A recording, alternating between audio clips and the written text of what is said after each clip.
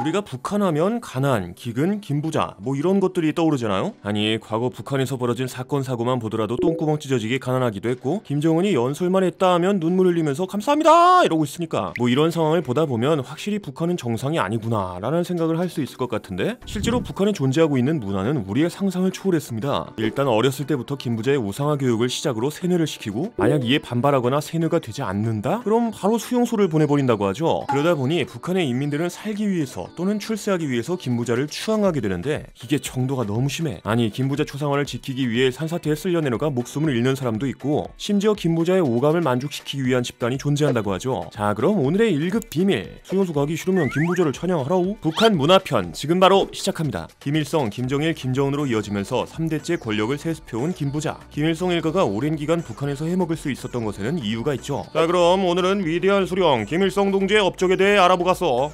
근데 이게 사실이 맞아? 아니 사람이 했다기에는 너무 과장이 심한 것 같은데. 지금 우리 위대한 수령님을 모욕한 건가? 안 되겠구만. 내내 자네 부모님을 한번 만나봐야겠어. 아닙니다. 우리 위대한 수령 동지께서 이 정도는 기본인 게 당연하지 않습니까? 뭐 이렇게 김부자를 우상화해서 신이나 다름없는 존재로 만들고 자신들에게 조금이라도 거슬리는 행동을 하는 사람들의 모가지를 싹 다 날려버렸다는 거야. 실제로 김일성은 자신의 입지를 위태롭게 만들 만한 독립운동가에게 누명을 씌워 숙청하거나 8월 종파 사건을 통해 자신과 대립하는 세력을 전부 숙청해버리기도 했죠. 그렇다면 이렇게 북한의 명실상부한 최고 권력자가 된 김일성과 김정일, 김정은은 자신들을 우상화하기 위해서 어떤 짓들을 벌여왔느냐? 먼저 어마무시하게 많은 동상을 세우기 시작합니다. 김일성은 집권 초기부터 동상을 세웠다고 전해지는데요. 1949년 11월에 김일성 동상의 완성을 기념하는 제막식 행사 영상이 남아있을 정도니까. 이후에도 김일성은 자신의 위대함을 알리기 위해 많은 동상을 세웠고, 이건 김정일, 김정은까지 이어졌죠. 그러다 보니 북한에는 엄청나게 많은 김부자의 동상이 있다고 합니다. 현재까지 알려진 김일성과 김정일 동상의 수가 무려 약 4만 개. 이 말은 즉 북한에 있는 대부분의 장소에서는 김일성과 김정일의 동상을 볼 수 있다는 거야. 이렇게 북한은 곳곳에 동상을 세워 사람들의 머릿속에 김부자를 때려박았죠. 심지어 1972년에는 김일성의 60세 생일을 기념하는 의미로 높이 23m나 되는 거대한 동상에 금칠까지 했었다고 합니다. 하지만 당시 북한에 지원을 해주던 덩샤오핑이 중국 돈을 이딴 곳에 썼냐? 라고 따지자 금칠을 벗겨냈다고 하죠.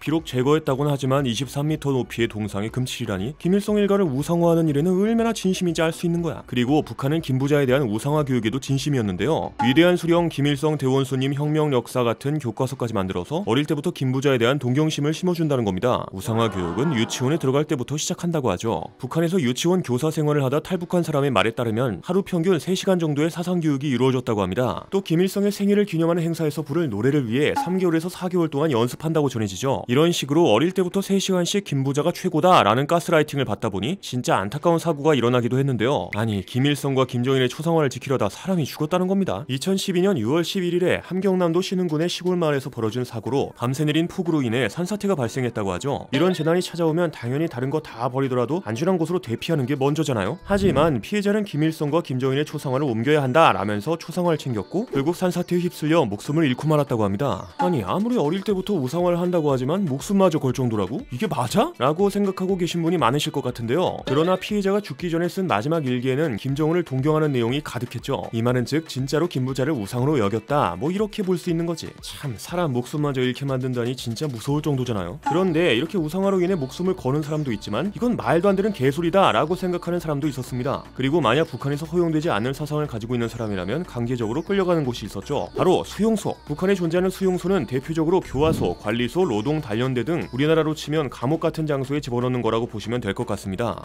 북한의 감옥이라니 아무래도 평범한 곳일 것 같지는 않은데, 아니나 다를까 잡아오는 기준부터가 심상치가 않았죠. 먼저 김부자의 세습에 대한 불만을 표시하거나 김일성, 김정일, 김정은의 통치 방법이 마음에 안 든다 라고 말한 사람들은 당연히 잡혀왔고, 탈북하다가 걸린다? 이것도 바로 수용소로 직행하게 됩니다. 여기까지는 뭐 그래 북한이니까 그럴 수 있어 라고 생각하실 수 있지만, 북한은 집집마다 걸려있는 김부자의 초상화나 길가에 세워진 동상을 실수로 훼손할 경우도 수용소로 잡아간다고 하네. 이건 그냥 조금이라도 거슬리는 짓을 하면 싹 다 잡아간다는 거야. 게다가 수용소가 진짜로 문제인 이유는 다름 아닌 연좌제를 적용하기 때문입니다. 실제로 2016년 북한 인권정보센터에 따르면 수용소의 수감자 중에서 연좌제로 잡혀온 사람이 29%를 차지한다고 하죠. 이 말은 즉 아무런 죄도 없이 잡혀와서 강도 높은 노동을 하는 사람들이 아주 많다는 겁니다. 수감자들은 하루 평균 12시간 정도 일을 한다고 하죠. 하죠. 아니 하루에 절반을 일한다면 상상만 해도 벌써부터 힘들어 죽을 것 같은데 북한이 수감자들에게 편한 일을 시킬 것 같지는 않잖아요. 네, 수감자들이 하는 일은 석탄을 캐거나 나무를 베고 각종 공사에 동원되는 등 건장한 성인 남성도 힘들어하는 어려운 일이었습니다. 이런 강도 높은 일을 하면 체력에 한계가 오게 되고 한순간의 실수로 인해 위험한 사고가 일어날 수 있죠. 그러나 수용소에는 제대로 된 안전장비 같은 것은 없고 이로 인해 다리가 절단되거나 건축자재에 깔려 죽는 등의 사고가 발생했습니다. 그런데 이런 위험에 노출된 빡센 노동을 하고 있음에도 밥을 제대로 주질 않아. 정치범 수용소는 기본적으로 옥수수가 주식이라고 하는데요. 하루에 보통 500g에서 600g 정도를 주게 되어 있지만 수감자가 실제로 받는 것은 300g, 심각하면 200g밖에 안 된다는 거지. 결국 수용소에 잡혀 들어가게 되면 인생이 완전한 나락으로 빠져버릴 수 있다 보니 웬만하면 잡혀갈 만한 짓을 하지 않을 것 같은데, 아니 이게 무슨 일이야? 수용소에 잡혀갈 위험이 있는데도 북한에서 우리나라 영화나 드라마를 보기도 한다고 하네. 먼저 북한에서는 우리나라의 드라마나 영화를 시청하다 적발되면 초범일 경우 1개월에서 6개월 동안 노동 단련대, 재범일 경우 5년 동안 노동 교화소에 수감된다고 합니다. 그러나 한 북한 인권단체의 조사에 따르면 응답자의 96%가 한국의 드라마나 영화를 봤다고 하죠. 그렇다면 도대체 우리나라의 드라마나 영화는 어디에서 구하고 있느냐? 북한 사람들은 장마당이라는 곳에서 우리나라의 영화나 드라마를 산다고 말합니다. 장마당은 북한의 시장을 지칭하는 말인데요. 아유, 빨리 남조선 드라마가 보고 싶구만. 아줌마, 오늘 남조선 드라마 있습니까? 아이고, 마침 딱 좋은 물건이 들어왔지 않겠어? 따라와. 오,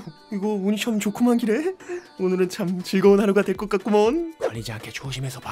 걸리면 나까지 위험해지니까. 뭐 이런 식으로 드라마를 판매하는 사람들에게 슬쩍 다가가 한국 드라마가 있냐고 물어본 다음 구매한다고 합니다.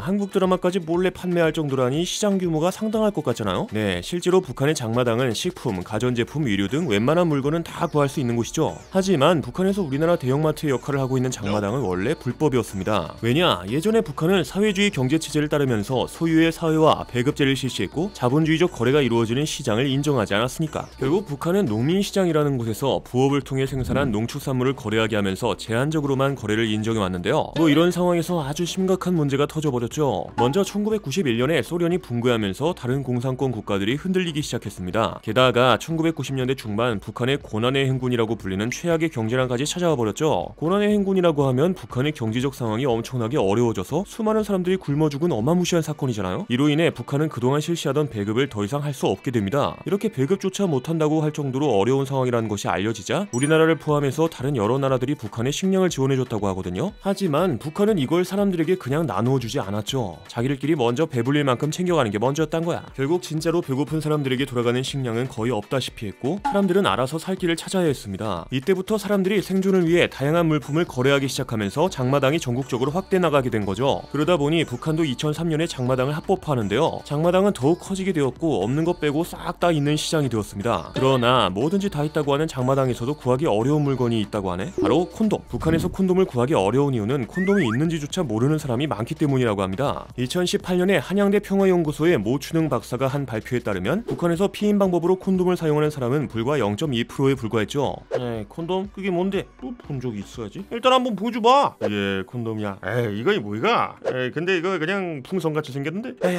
말 조심하라. 풍선이라 말했다가 간첩으로 노동단련대 끌려간다.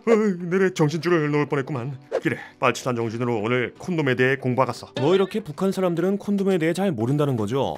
그러면 북한은 피임을 하지 않는 건가? 라는 의문이 생기실 것 같은데요. 유인이 공개한 2020년 세계 출산 및 가족계획 보고서에 따르면 2019년을 기준으로 현대적인 방법으로 피임을 하는 북한 여성의 비율은 무려 93.1%. 이건 전 세계 평균치인 91.3%보다 높은 수치야. 이 말은 즉 북한 사람들이 피임을 잘하고 있다, 뭐 이런 소리죠. 그리고 이 중에서도 특히 피임을 필수적으로 해야 하는 이들이 존재한다고 하는데요. 네, 여러분들도 잘 아시는 그 집단 기쁨조입니다. 뭐 기쁨조라고 하면 보통 김부자에게 성접대를 하는 사람들이 떠오르지만 사실 기쁨조는 여러 부서로 나누어져 있습니다. 우리가 흔히 김부자의 성적 욕구를 충족시켜준다고 알고 있는 만족조부터 안마와 마사지를 전문으로 하는 행복조, 춤과 노래를 담당하는 가무조가 있죠. 특히 가무조의 경우에는 북한의 예술 문화와 아주 밀접한 관계가 있다고 합니다. 그 한복 입고 나와서 공연하는 북한 예술단들 있잖아요. 이들은 대체로 20개월간 평양 인근의 합숙소에서 생활을 하며 교육을 받는다고 합니다. 이 중에서도 뛰어난 실력과 외모를 갖춘 이들은 기쁨조로 스카우트되거나 행사조로 발탁되어 예술단 활동을 시작한다고 하죠. 여기서 발탁된 예술단들은 주로 음악, 무용 등의 예술 공연을 하는 종합예술단체인데 우리나라로 치면 가수나 댄서 같은 사람들이 모여있는 연예기획사 같은 느낌인 겁니다. 그러나 이들이 하는 공연 내용은 우리나라 연예인들과는 전혀 달라. 아니, 북한 근로자들을 혁명전사, 주체형의 공산주의 혁명가로 만들기 위해서 주체사상을 중심으로 하는 이른바 혁명적 작품을 공연한다고 하거든요. 실제로 북한의 예술단 중 하나인 만수대 예술단이 창작한 혁명가극 꽃 파는 처녀는 꽃을 꺾어 팔던 주인공이 현실을 깨닫고 혁명의 길로 나선다 라는 내용이죠. 그리고 그리고 시간이 지나면서 우리나라의 아이돌 그룹 같은 밴드가 등장하는데요. 모란봉악단이라고 불리는 경음악 밴드는 미니스커트를 입고 하이힐을 신는 등 파격적인 옷차림으로 화제가 되기도 했습니다. 그러나 모란봉악단은 2020년 이후 공식적으로 등장한 적이 없고, 이후 김옥주, 김태룡 같은 국무위원회 연주단 소속 가수가 떠오르기 시작하네. 그들은 북한 최고 통치기관인 국무위원회라는 이름을 붙인 만큼 사상성과 충성심이 높은 사람들일 거라고 하죠. 참, 김부자에게 평생을 바쳐야 하는 이들의 삶이 안타깝게 느껴지는 것 같네요. 자, 그럼 북한은 역시 북한스러운 문화를 가지고 있다는 것을 알게 되면서 오늘의 1급 비밀 마치도록 하겠습니다. 다음에 또 다른 이야기를 담은 서류 1급 비밀 파일을 들고 다시 찾아오도록 하겠습니다. 감사합니다.